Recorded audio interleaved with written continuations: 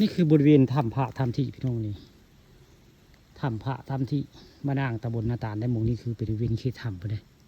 ตอนเช้ามื้อนี้พามาเที่ยวผู้ข้าปานคำผสมพามาเบิ่งบริเวณถ้ำที่บ้านนางตำบลนาตาลอำเภอตะงอยได้ข้าเจ้าว่าประวัติว่าหมู่นี้มันเป็นเจดีย์ได้นี่นายทะลุทรายถ้ำที่คุณว่าเพิ่นฝันว่าอันนี้คือเป็นเจดีย์จอมเจดีย์ได้พุ่นเนาะนี่ทำมาโมทะว่าได้วัดในคำฝันเพิ่นได้นี่หมู่นี้จะให้มาว่ามากล่าวว่าหมู่นี้คือหินสงบนี่คือจอมเจดีย์ได้โมทะว่าอะไรนี่ข้าปานคำผสมวันนี้มาบริเวณถ้ำพระถ้ำที่บริเวณนี้เขตของถ้ำพระถ้ำที่ได้ยังไงตอนนี้กำลังย่างเข้าไปในถ้ำแล้วเพราะถ้ำมันมีหลายหม้องยังไงถ้ำพระมีหลายเลยมื้อนี้มาผู้เดียวได้มื้อนี้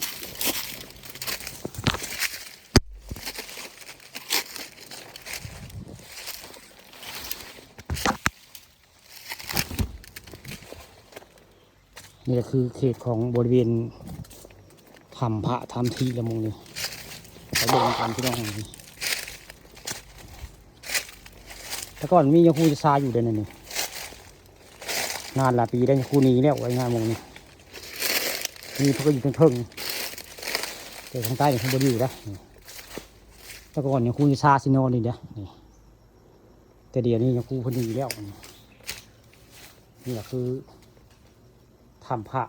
บริเวณถ้ำพระถ้ำที่เดี๋ยวมึงนักป่าอาจารย์เพิ่นครูซาเพิ่นมาอยู่นี่แต่ดีครูมือนี่โบมียาคูได้นี่ก็จะตำนานงานยาคูอยู่ในนี้แต่ก่อนยาคูเพิ่นสิมุ่งประลำนอนในนี้แหละนี่คือ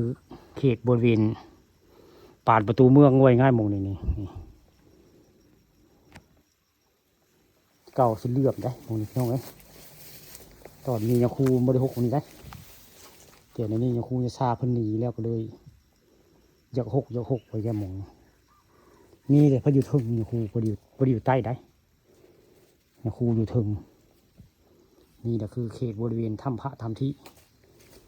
บ้านนางตำบลนาตาลอำเภอเต่างอยได้บุค่าพาเบิ่งถ้ำโดยตรงพี่น้องบุรี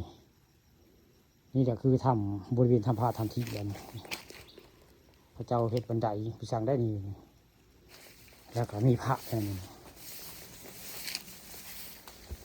แต่หากบ่มีจะคู่อยู่ง่ายๆเลย